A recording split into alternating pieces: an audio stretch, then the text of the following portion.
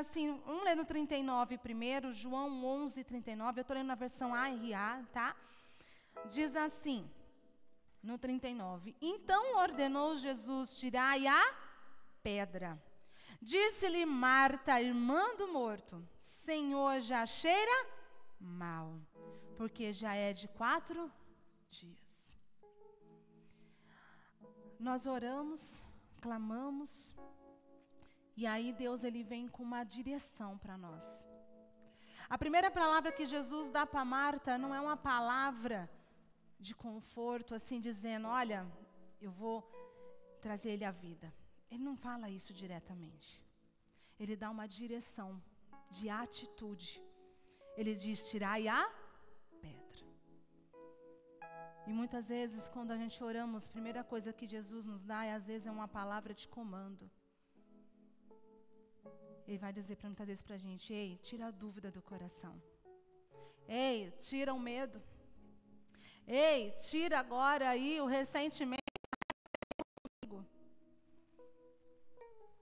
Achando que eu não te amo, que eu te abandonei. Aí Marta diz, Jesus, você ainda não entendeu. Ele está morto, está cheirando mal. Já faz 4 dias. Se esqueceu que o Senhor se atrasou para vir curar meu irmão, né? Essa parte é eu que estou falando, tá, gente? É como se Marta estivesse dizendo, você esqueceu que ele está morto. Está cheirando mal. Mas olha que Jesus, ele responde para Marta. Ele diz assim, respondeu-lhe Jesus, não te disse eu, se creres verás a glória de Deus. Às vezes nós começamos a argumentar com Jesus, mas Jesus não dá mais jeito. Jesus já acabou. É algo impossível. Eu mesma já desisti. Quantas vezes nós desistimos dos nossos sonhos, das nossas orações que fizemos? Naquele momento, Marta estava não só enterrando o seu irmão, ela estava enterrando a oração que ela havia feito pelo seu irmão. Ela estava enterrando a esperança que ela tinha em Jesus. E quantas vezes, devido a nossos problemas, a gente começa a enterrar a nossa esperança. A gente começa a enterrar os nossos sonhos, as nossas orações. Aquela oração não teve jeito. É melhor esquecer aquela oração. Mas Jesus está dizendo para ela e está dizendo para nós hoje, ei, não te disse eu, se credes verás a glória de Deus.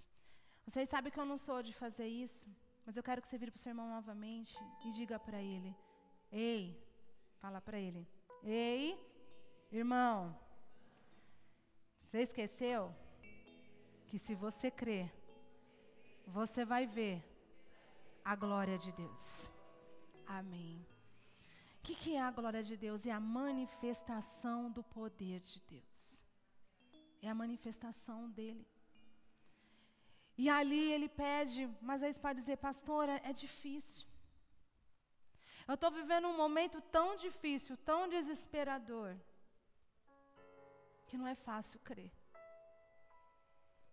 E teve uma pessoa que também viveu um momento que ele também já estava dizendo, eu não consigo mais crer.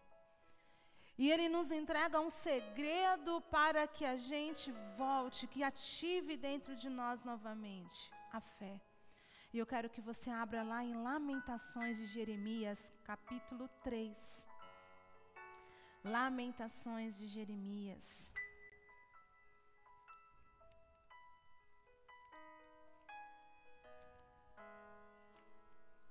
Capítulo 3. Vamos começar do versículo 1. Aqui, Jeremias, conhecido como um profeta chorão. Mas a diferença dele é que ele não murmurava, eram lamentações. Murmurar é como se você estivesse dizendo para alguém ou para Deus, eu faço melhor. Está errado, eu sei fazer o que é certo. De uma forma inconsciente, é como nós estivéssemos dizendo para Deus, eu sei fazer melhor. Mas a lamentação não, a lamentação ela vai dizer, Deus, eu não sei, eu não consigo, Está difícil, mas eu sei que o Senhor sabe. Eu não sei, por isso eu me entrego nas tuas mãos. Por isso que chama Lamentações de Jeremias.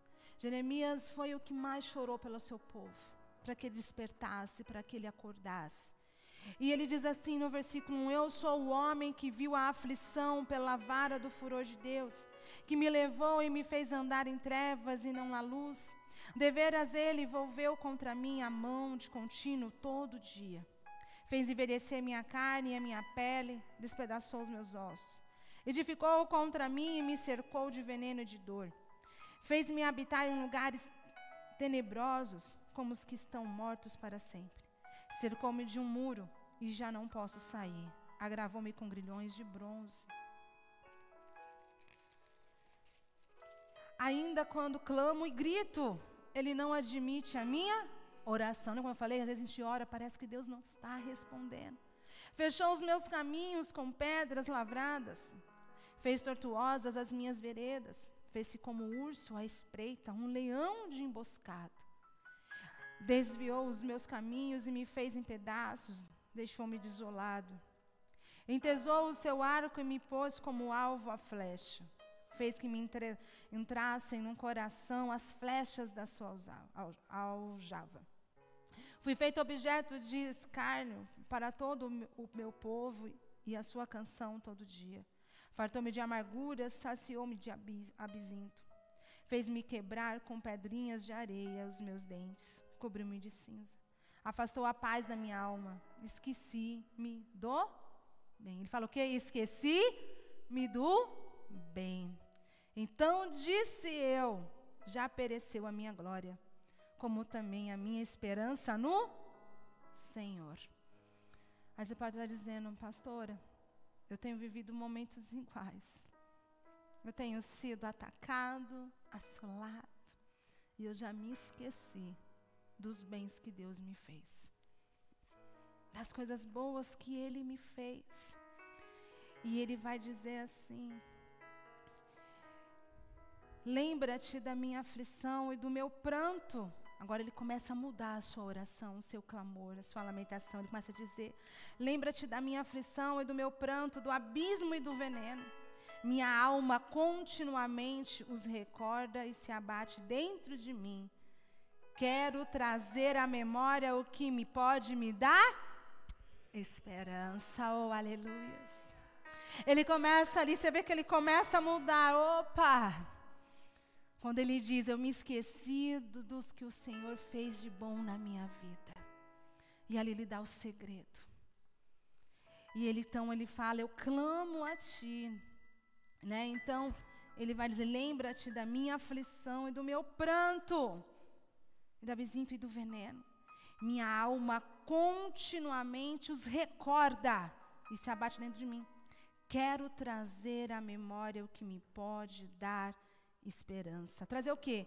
As misericórdias do Senhor são a causa, ele começa a trazer. Ele começa a ver que aquele povo estava sempre em pecado, mas Deus não os havia destruído, porque a misericórdia de Deus se renova a cada manhã. E ele começa a trazer à memória dele o que Deus era para ele, o que Deus havia feito para ele. E ele diz, ei, a misericórdia de Deus se renova a cada manhã.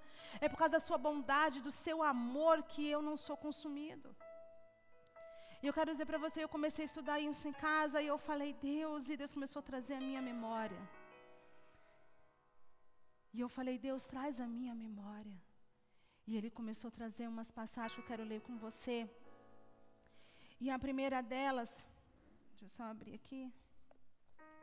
Deixa eu ver o papel aqui. Pastor, vem tudo digitadinho, gente, vem tudo escrito no papel. Anda só do papel, gente. E eu quero dizer para você, que você abra o primeiro lá, eles vão colocar ali para mim. Gênesis capítulo 17, versículo 1. Põe para mim. Gênesis 17, versículo 1. Aqui diz assim, quando atingiu Abrão a idade de 99 anos, apareceu-lhe o Senhor e disse-lhe, vamos ler juntos? Eu sou o Deus Todo-Poderoso. anda na minha presença e ser perfeito. Que eu quero que o Espírito Santo traga à sua memória isso que o Senhor disse para Abraão. Abraão estava com 99 anos. Iam se fazer 25 anos, 24 ali, que Deus havia feito uma promessa para Abraão. Abraão ali, no meio desse tempo, quis agir conforme a sua carne, na força do seu corpo, e teve Ismael. Mas Ismael não era a promessa. E talvez Abraão já estivesse totalmente desanimado, ele já estava com 99 anos, e Sara com quase 90. E ele então visita Abraão, visita ele. E ele fala, ei Abraão, e ele está dizendo para nós hoje, ei Vanessa, ei, você vai dizer o seu nome? Ei, eu sou o Deus Todo-Poderoso. Ezequiel trouxe a memória dele, ei, eu não estou sendo consumido por causa da misericórdia dele. E você possa dizer também, a trazer a sua lembrança, a sua memória, ei, o meu Deus é o Todo-Poderoso. E não para por aí, abre lá em Gênesis capítulo 18. Gênesis 18, 14. O que ele vai dizer agora para Sara? Acaso, para o Senhor, há coisa demasiadamente difícil? Porque Sara riu. Sara já era velha, já não tinha mais o costume de mulheres. E ele diz, daqui 1 ano, neste mesmo tempo, voltarei a ti, e Sara terá um filho. Por que Deus ele fala 1 ano, gente? Nossa, Deus vai esperar ainda alguns meses para poder dar um milagre para Sara. Porque lá naquela época, o ano não tinha 12 meses, o ano tinha 10. Os anos começaram a ter 12 um pouco antes de Cristo. Eram 10 que contava ano em ano. E aí o Espírito Santo, na hora que eu estava lendo, o Espírito Santo me lembrou desse detalhe. Imediatamente Deus já estava fazendo a obra. É no tempo do Senhor. Deus visitou Sara no tempo certo. Deus vai nos visitar no tempo certo. E quando Ele visita, é porque a bênção já está acontecendo. Se a gente contar 9 meses aí, se a gente for contar por semanas, dá quase 10 meses. Quem é mãe aí sabe. Né? Que eles falam 9 meses completo, então vai dar quase 10 aí. Como o pessoal do interior contava as luas, né? As contagens. Aí, se for ver, são 9 meses, mas 9 meses completo. E ele diz, daqui 1 ano eu voltarei. E você já vai estar com seu filho. Deus tem data agendada para começar e para terminar, gente. Ele sabe quando vai começar a obra, enquanto você vai estar com seu filho, com seu milagre nas tuas mãos. Ele já deixou ali programado, agendado no céu. Olha, aqui está o milagre aqui do meu filho. Tem data para começar e tem data para ele receber. Mas ele vai receber o que eu tenho para ele. Sabe por quê? Quero que eu te traga a memória também. Em Números, eu não tinha deixado para eles. Estou pegando eles de surpresa. Números 23, 19. Números 23, 19, não estava aqui, mas o Espírito Santo trouxe. 23, 19, Deus ele quer trazer a nossa memória. Às vezes você se decepcionou com o homem te decepcionou. O homem falhou com você, você colocou expectativas que o homem fosse te ajudar, que o homem fosse cuidar de você, que o homem fosse dar uma atenção para você. Eu já coloquei a minha confiança em homens, gente. Eu já coloquei, sou a primeira a dizer. E me decepcionei. E aí Deus está querendo dizer, olha, vamos ler juntos? Deus não é homem para que minta, nem filho de homem para que se arrependa. Porventura, tendo ele prometido, não fará? Ou tendo falado, não cumprirá? O Senhor está trazendo a nossa memória. Ei, homens falharam com você. Homens te prometeram e não cumpriram. Mas ei, eu quero dizer, eu não sou homem para que minta e nem para que se arrependa. O que eu prometi, eu vou cumprir. O que eu falei para você, eu sou fiel para cumprir. A gente muitas vezes somos infiéis a Deus, mas mesmo nós sendo infiéis, Ele permanece fiel. Permanece fiel. Ele nunca nos ampara. Ele também é o nosso general de guerra. Ele é o nosso Deus forte. Ele é o nosso abrigo, o nosso esconderijo, o nosso Pai. E Ele também vai dizer, vamos para o próximo lá, Jeremias 32, 17. Agora não é Lamentações, mas o próprio livro de Jeremias 32, 17. O Espírito Santo quer trazer a nossa memória. Ah, Senhor Deus, eis que fizeste os céus e a terra com teu grande poder. Gente, Ele não fez qualquer coisa. Ele fez os céus, Ele fez a terra. E os céus não se resumem no que a gente vê, é todo o universo. E Ele diz, com teu grande poder e com teu braço estendido, coisa alguma te é o quê? Demasiadamente maravilhosa. O que está querendo dizer? Nada pode surpreender a Deus. Ele supera tudo. Ele supera qualquer coisa. Nada vai deixar Ele espantado. Nossa, que maravilhoso, porque Ele é maravilhoso. Ele é soberano. E abre agora no próximo. Põe para mim aí o pessoal. Depois eu fui só colocando no meu celular. Vai abrindo. Põe o próximo para mim. Ele também é. Deixa eu só voltar aqui. Vamos lá. Próximo, pode colocar o próximo versículo, deixei para vocês aí. Vai começar a ir para João agora. Replicou-lhe Jesus, João 6,32, ele vai dizer, em verdade vos digo, não foi Moisés quem vos deu o pão do céu? O verdadeiro pão do céu é meu Pai que vos dá. Porque o pão de Deus é o que desce do céu e dá vida ao mundo. Ele está lembrando ali que lá em Êxodo, ele vai dizer que lá em Êxodo, Deus entregou o maná para o seu povo. Mas que agora, Deus, o Pai, estava entregando o verdadeiro pão, o verdadeiro maná. O pão que dá vida. O pão que eles receberam no Êxodo, lá, era para cada dia um pão diferente. Assim como o sacrifício, todos os anos eles tinham que oferecer. Porque não era perfeito. Era provisão, mas não era perfeito.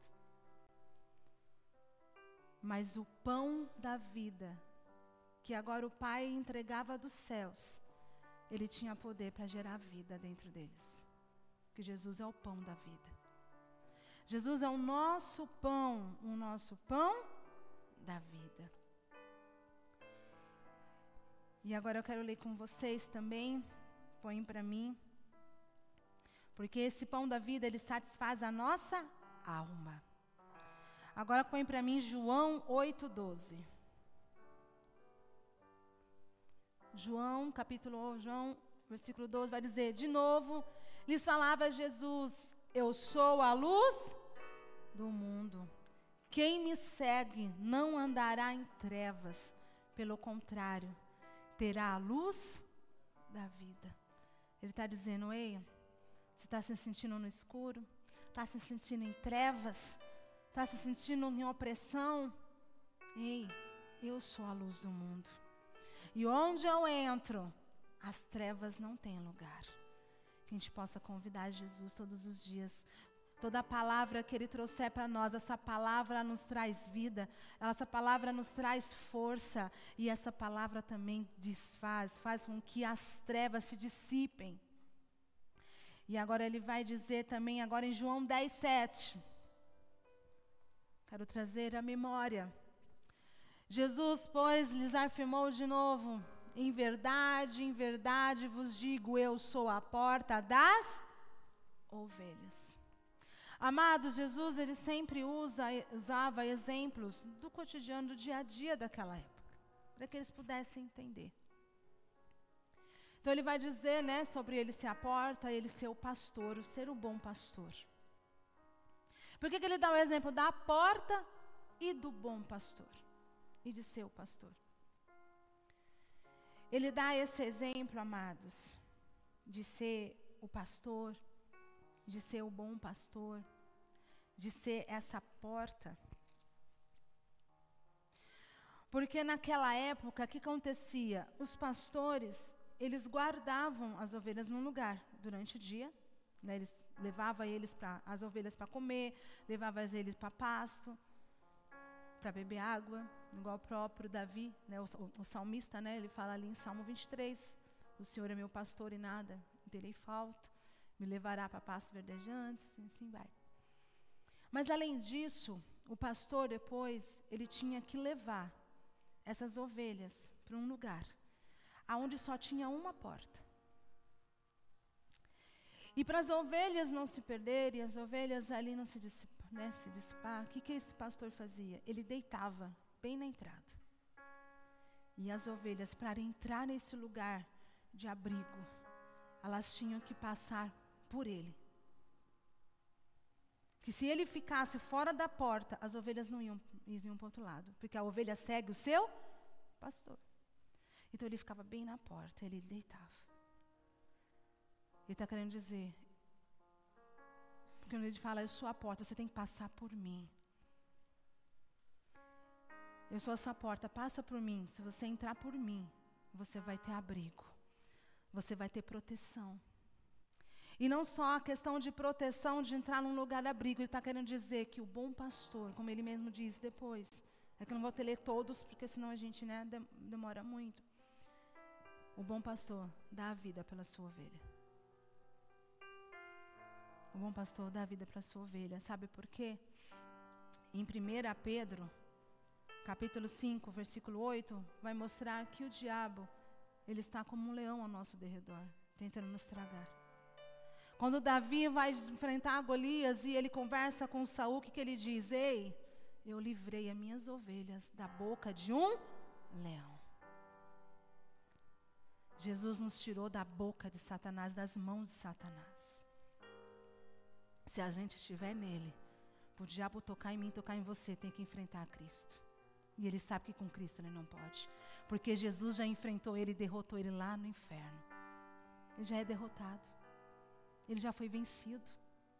Então, quando o medo se levantar, você lembre-se, traga a sua memória. Ei, o meu Jesus, o meu bom pastor, já me tirou das suas mãos, Satanás.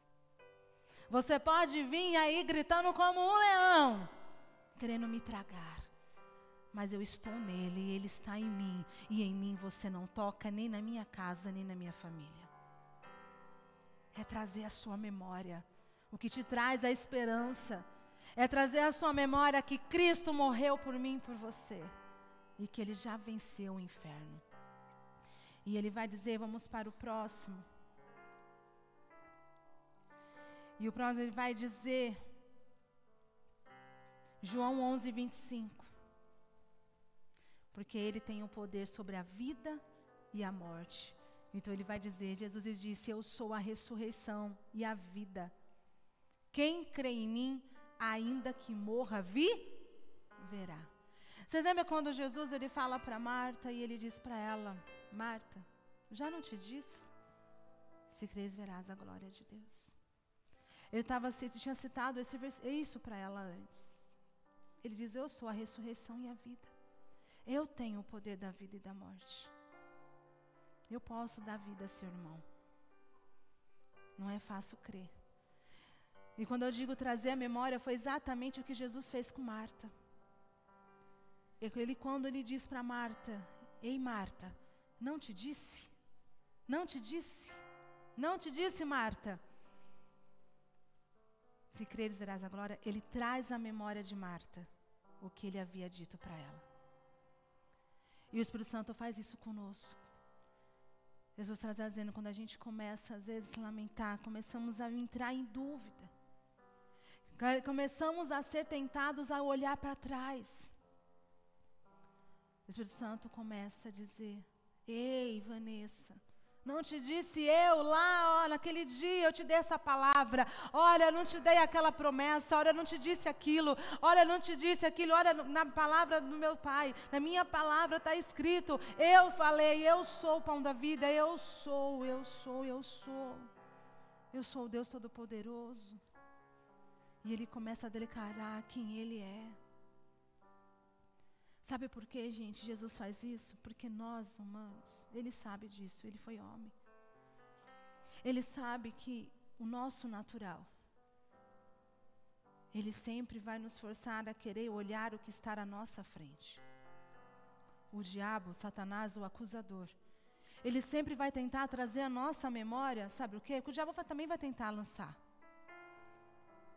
Mas ele vai tentar lançar os nossos pecados. Ele vai tentar lançar aquilo que você fez lá atrás, que nem Deus se lembra mais. Ele vai dizer, ei, você não merece. Ei, você errou lá atrás. Essa semana você quase não orou. Você não é digno. Você não é merecedor. Porque essa é a função de Satanás, tentar fazer com que a gente fique preso no passado. Mas Deus, Ele vai dizer, ei, não vos lembreis das coisas passadas e velhas, pois eu tenho coisas novas. Para de olhar para trás. Quem faz olhar para trás é Satanás, não é Deus. O que ele traz à nossa memória é palavra, é promessa, não é pecado. Quem fica trazendo à nossa memória os pecados é demônio, é Satanás. Se você já pediu perdão, pare de se lembrar deles. O próprio Senhor diz, eis que eu lanço os vossos pecados nas profundezas do mar, no mais profundo do mar.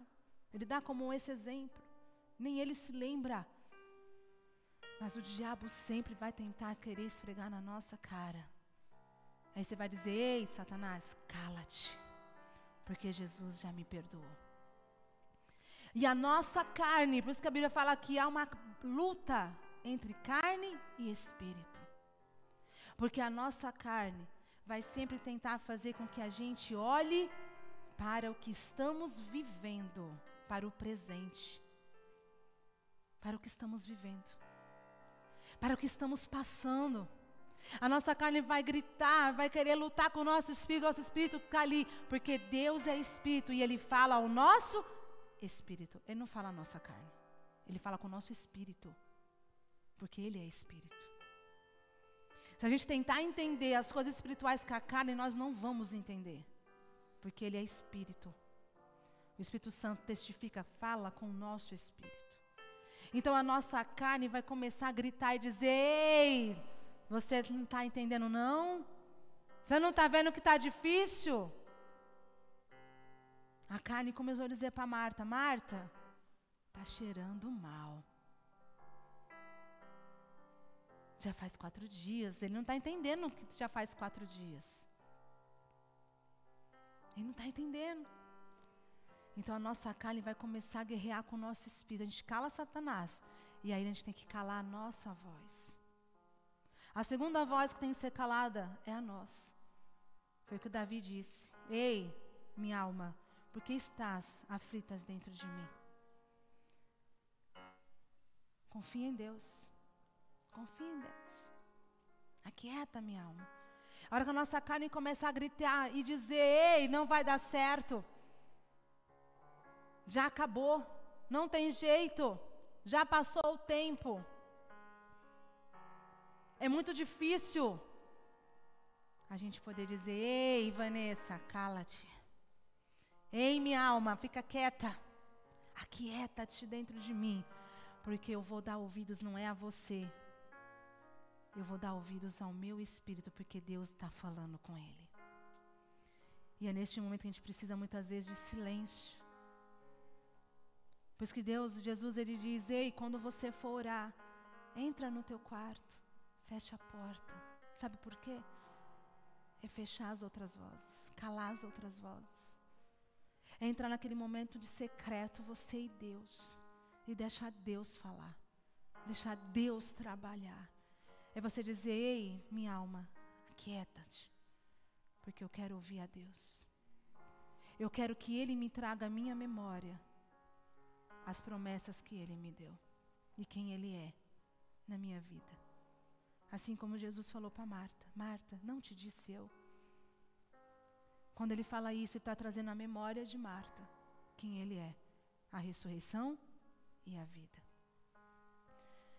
Há uns meses atrás, a maioria sabe que eu passei por 2 situações. Uma foi a cirurgia do apêndice. E eu estava falando com meu marido e depois eu pude entender o agir de Deus. Eu fiquei 2 dias no hospital, com televisão, com internet, meu celular. Mas eu não tinha vontade de ligar nada. Eu não li a Bíblia, eu não li livro, eu não abri celular. Eu só ali respondia, às vezes, minha família e os pastores. E no domingo de manhã eu dei algumas direções para o pessoal, porque era dia das mães. Eles estavam para fazer a homenagem das crianças. E só. Eu só queria ficar em silêncio. E eu posso dizer para você, eu nunca vi Deus ministrar tanto no meu espírito, como Ele ministrou naqueles 2 dias. Sem eu abrir a Bíblia, sem eu colocar um louvor. Mas Ele ministrou tanto dentro de mim, em silêncio, em espírito. Assim como Elias, Deus falou para Elias: vem para fora. Está vendo esse barulho, o vento?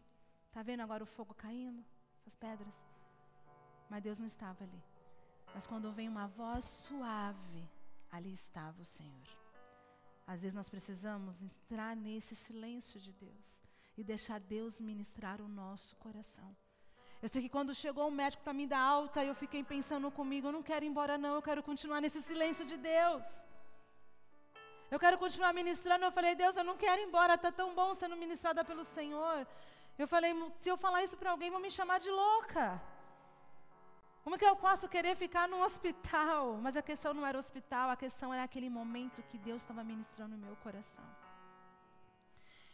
E mal sabia eu que Ele estava trabalhando e fortificando a minha estrutura dentro de mim, para um dia difícil que eu ia viver.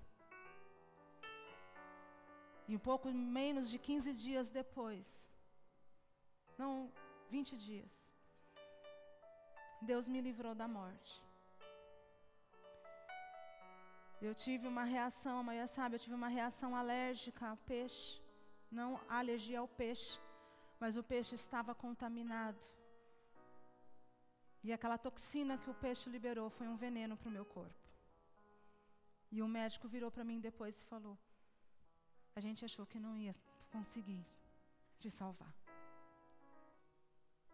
E naquele momento que como eu estava já no hospital, o Espírito Santo cuidou de todos os detalhes, Deus cuidou de todos os detalhes. Eu não ia para o hospital. Meu marido e a minha chefe me obrigaram a ir. E dentro do hospital eu tive o choque anafilático. Só que eu não tive um choque anafilático normal, eu tive uma reação a uma toxina, a um veneno, daquele peixe contaminado. E quando eu comecei a sentir a sensação da morte, eu entrei em pânico. E eu gritava: eu vou morrer. Em um dos momentos em que eu perdi a minha consciência e voltava, eu entrei em pânico dentro de mim, porque eu ouvia, mas ninguém conseguia me ouvir e nem eu conseguia me mexer. Eu fiquei paralisada dentro do meu corpo, eu não mexia, não falava. E os médicos não me ouviam. E nessas voltas de consciência, o meu espírito, a minha alma entrou em pânico, em desespero, e eu falei: eu vou morrer. E ninguém me ouve. E naquele momento o Espírito Santo veio no meu coração: ei, sabe aquele dia lá no hospital? Eu já estava te cercando para hoje. E Ele dizia: não temas, eu estou aqui. Porque eu tinha medo de fechar meu olho e não acordar mais, era uma sensação horrível. E aí Ele veio no meu espírito e disse: pode fechar os olhos, porque eu estou aqui. E quando eu acordei novamente, eu ainda não falava, não me mexia. Eu tive paralisia no corpo devido ao veneno. E eu comecei a acordar com o enfermeiro me chamando, falando: volta, Vanessa, volta, volta. Naquele dia 4 de junho. E aí Deus me trouxe aquela paz. E Ele trouxe à minha memória, eu sou a paz que excede todo e qualquer entendimento. E ali Ele foi me dando paz e confiança, e aos poucos eu fui voltando, os movimentos, tudo. E o médico veio falar comigo. Nós pensamos que você não ia voltar. Demos o máximo da dose de adrenalina para você voltar. Agora só dependia do seu corpo. Então eu quero dizer para você, é como aquele salmo, ainda que eu ande pelo vale da sombra da morte, não temerei, porque o Senhor é comigo. Aquele dia eu passei pelo vale da morte, o desespero da morte. Mas Deus estava ali. E se Ele tivesse me levado, amém, porque irmãos, eu já vou encerrar para a gente participar da ceia. Uma coisa eu quero dizer, nenhum milagre é para sempre. Eu não estou menosprezando a Deus. Não é isso. Jesus ressuscitou a Lázaro. Mas um dia Lázaro também morreu de novo. Jesus curou muitos leprosos. Fez muitos milagres. Mas eu tenho certeza que aqueles homens também passaram por outras situações e outras lutas. E às vezes pelo fato de a gente ter recebido uma cura, ter recebido um milagre, quando enfrentamos outra luta, a gente acha que Deus esqueceu da gente. Mas não. Tudo aqui é passageiro. Até os milagres são passageiros. Mas o maior milagre que Jesus nos entregou foi a vida eterna. Foi saber que um dia eu vou morrer. Não foi aquele dia. Mas isso não quer dizer que um dia eu não vou partir. A não ser que Jesus volte antes. Mas vai ser no tempo dele. Vai ter no tempo do Senhor. Mas uma coisa que a gente tem que deixar gravado, o mais importante, é que o nosso nome está no livro da vida. Os discípulos voltaram eufóricos, felizes, dizendo para Jesus, Jesus, a gente curou enfermos, a gente expulsou demônios, os demônios nos obedecem, e felizes e alegres. E Jesus lhe disse, ei, não fique feliz porque você expulsou um demônio ou curou um enfermo. Mas você tem que estar feliz porque o nome de vocês está escrito no livro da vida. A nossa maior alegria não tem que estar numa conquista de um milagre. Mas a nossa maior alegria, como o nosso ministro ali cantou, é o Senhor. É saber que nós estamos salvos. Que quando eu fechar o meu olho, eu vou poder estar nos braços do Pai. Então fica essa palavra para você hoje, que o título é dessa palavra, eu coloquei aqui. Quem Ele é? Quem Ele é? Que nós possamos lembrar. E que o Espírito Santo possa trazer a sua memória. Eu quero que você abaixe a sua cabeça onde você está. E eu quero um louvor, convido o louvor. Eles vão cantar aqui um louvor. E enquanto eles cantam, logo em seguida a gente já vai cantar, nos preparar.